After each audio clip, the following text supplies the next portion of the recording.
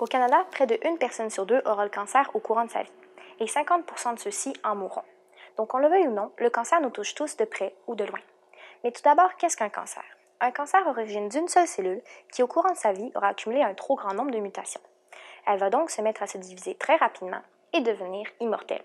Vous comprendrez donc que la division rapide de cellules immortelles cause l'accumulation de cellules qu'on appelle également une tumeur. Bien vite, les cellules vont se mettre à se marcher sur les pieds. Elles vont donc vouloir migrer dans la circulation sanguine pour s'installer dans un nouvel organe et former une deuxième tumeur, qu'on appelle également une métastase. La métastase est la principale cause de décès associée au cancer, puisque celle-ci envahit un à un nos organes vitaux et les rendant ainsi inefficaces. Pour augmenter le taux de survie associé au cancer, il faudrait donc empêcher la formation de métastases. Mais comment? Eh bien, il faudrait empêcher les cellules cancéreuses de migrer dans le corps. C'est pourquoi mon projet de maîtrise s'intéresse à la migration des cellules cancéreuses. Pour étudier ce processus, je m'intéresse à la protéine SAM68. SAM68 est présente dans les cellules normales du corps, mais elle est présente en très grande quantité dans les cellules cancéreuses. On sait également que lorsque l'on retire SAM68 de la cellule, les cellules ne migrent plus. Alors pourquoi pas tout simplement l'enlever, me direz-vous? Eh bien, la migration est également importante dans d'autres processus du corps. Lorsque vous vous blessez, par exemple, les cellules ont besoin de migrer pour réparer la plaie.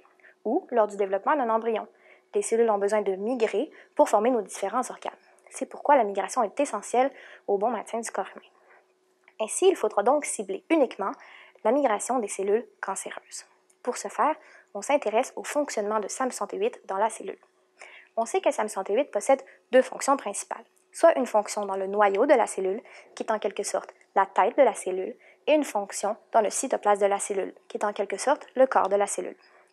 Nous avons tout d'abord tenté de retirer SAM68 du corps de la cellule, donc du cytoplasme, et observer l'effet sur la migration. Nous avons alors observé une diminution de la migration, mais la migration n'était pas totalement bloquée. Ainsi, nous allons vouloir également vérifier l'effet si l'on retire SAM68 de la tête de la cellule sur la migration.